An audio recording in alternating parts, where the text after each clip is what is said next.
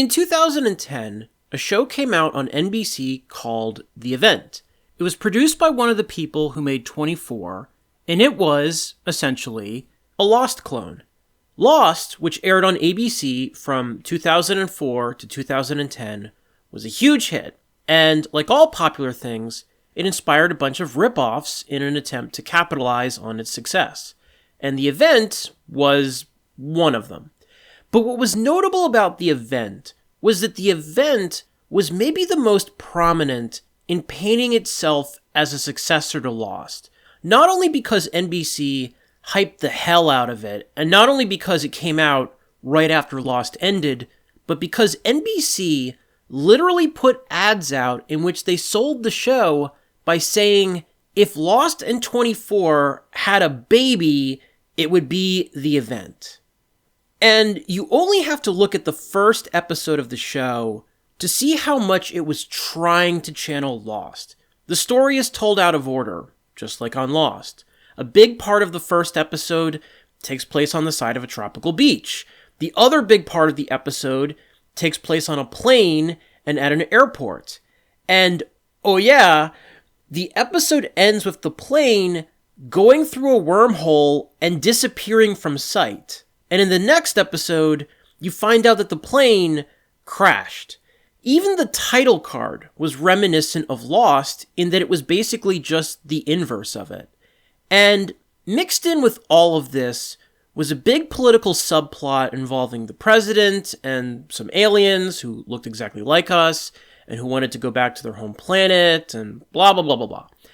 And I started watching this show when it came out because, as a Lost fan, I found it intriguing.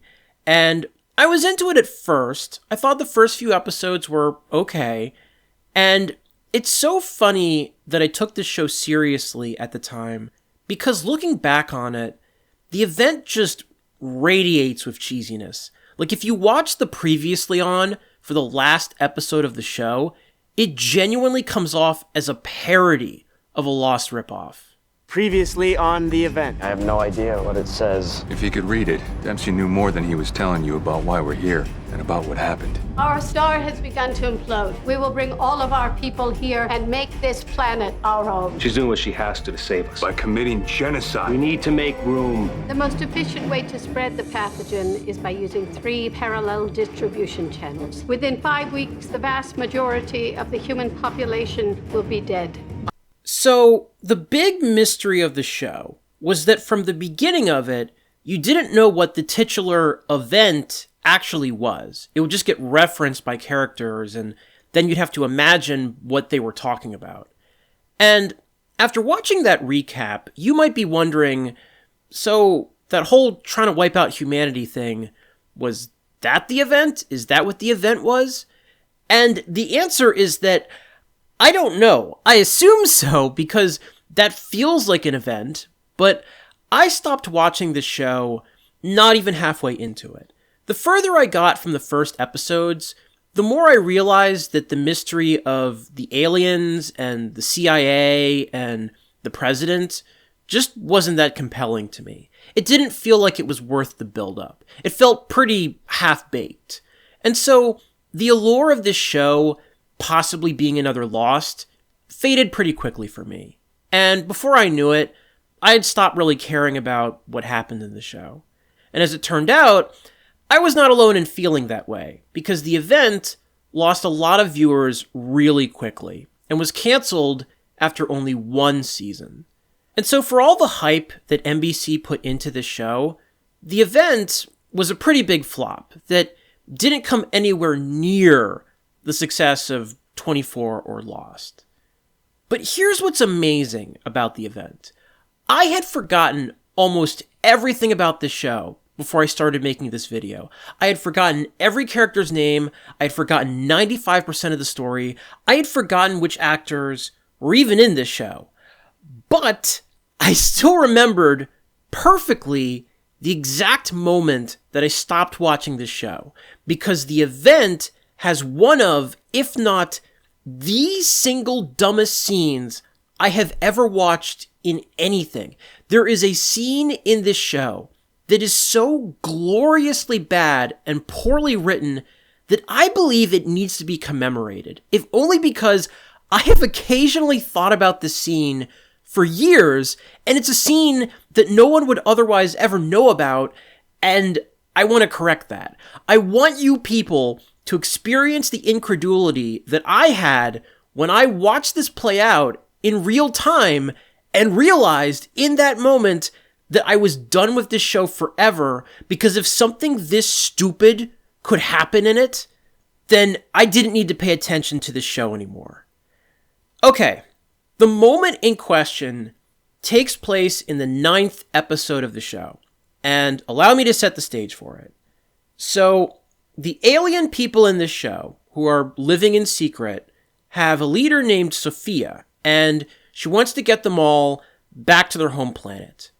But as it turns out, a lot of the aliens actually like living on Earth and don't want to leave. And this gets relayed to her, and her reaction is like, well, tough shit, I'm in charge, this is what we're doing.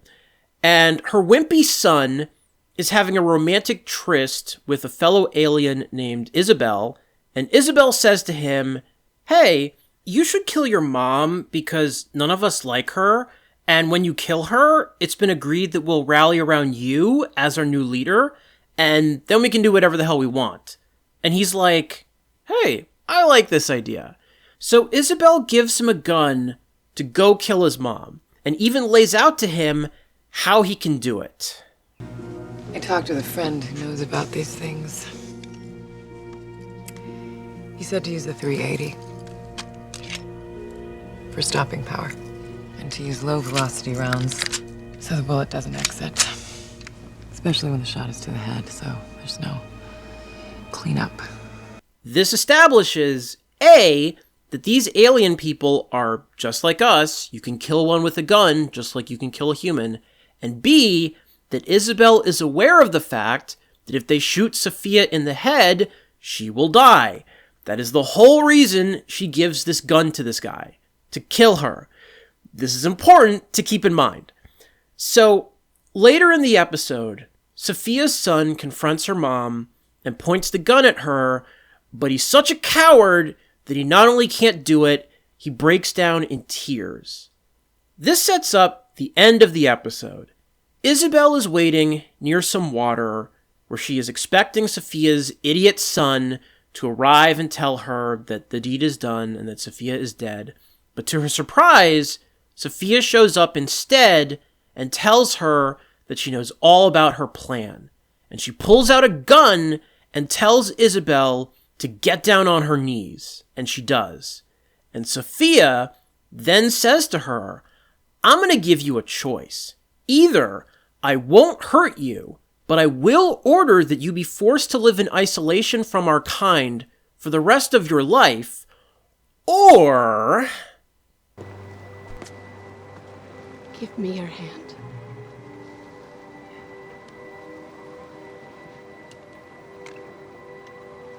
The gun only has one bullet, so you couldn't be certain of killing me. But you can prove your loyalty.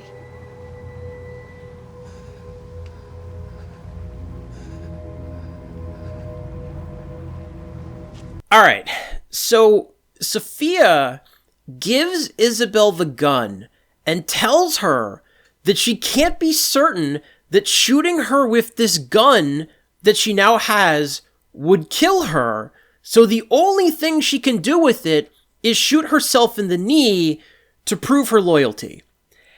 Now, I watched this and I went, you have got to be fucking kidding me. I mean, let's stare at this line for a second. The gun only has one bullet, so you couldn't be certain of killing me. Yes, you could! It's a gun! Guns very famously kill people all the time. This whole episode was about Isabel wanting Sophia to be shot in the head. So, why doesn't Isabel just stand up and press the gun to her face and blow her brains out? To give her the gun and say this to her was the most insane break from logic I'd ever seen. Even if you somehow, inexplicably, buy the premise that it's risky to shoot her because she might not die. Sophia is unarmed, and Isabel has a significant size advantage on her. She could probably just drown her if she wanted to. And it's not exactly hard to finish someone off when they've been shot in the brain. But again, the options for Isabel here are A, exile yourself forever, B, shoot yourself in the knee, or C, kill Sophia and suffer no punishment whatsoever, and then wrap her gullible, wimpy son in your arms and become the co-ruler of your entire people for the rest of your life, like you've wanted to do this whole time anyway. And the stated reason that Isabel can't take option C, Sophia tells us, is that she can't be sure she'd die from a bullet. This was madness to me. And how does it play out? Well, let's watch.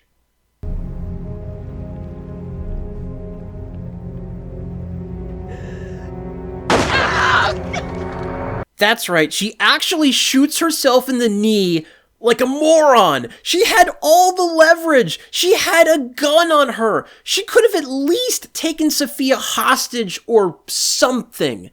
But she shoots herself. And the moment this happened, I threw my hands up and I went, I'm done. I'm done. Because if something this illogical and poorly written can happen in your show, then the odds that I'm going to get a satisfying conclusion out of it are nothing. Originally, Sophia's character, Laura Innes, was just going to shoot her and push her body into the river. I came up with the idea that she would force her to maim herself, which is really sicker and more twisted and more interesting. I mean, in a vacuum, yeah, but in order to make a script change like this work, it has to make sense for the characters first. Like, if you're acknowledging that Sophia is capable of killing Isabel and pushing her body in the water, why doesn't Isabel just do that herself to Sophia when she should have every motivation to? This only hypothetically works as a badass power play from Sophia if none of Isabel's options are good and she chooses to harm herself because it's the least bad option. But it's not the least bad option for her. There was an amazing option for her. And that's why, in an attempt to cover that up, this comical line is inserted in the show where Sophia is like, well, you never know what happens when you shoot a gun, so you totally can't use it on me. That'd make no sense, but you should use it on yourself. It'll work perfectly then. Okay, you got it. And by the way, this doesn't even make sense from Sophia's perspective either. Like, you find out that this woman has been manipulating your son and has been plotting to kill you, and you're just going to keep her around in your son's life and in your circle of trust so that they can continue to plot against you, which they do in the very next episode? Why? How is that better than just killing her and being done with her? You're forcing me to maim myself. You know, if you watch a lot of internet retrospectives about old shows and old movies, it can feel like a lot of them live on the extreme. It can feel like they're all about how something is either the best thing ever made or the worst thing ever made. But the reality of all the media that you will ever come across in the course of your life is that most things are average. Most things aren't really good or really bad. They're just somewhere disappointingly in the middle. Most things are forgettable. Most things fade into the background. And that applies to the event. This is a show, in the grand scheme of things, that is ultimately irrelevant. And in a world in which this very goofy scene does not take place in it, I would have forgotten that this show even existed a very long time ago.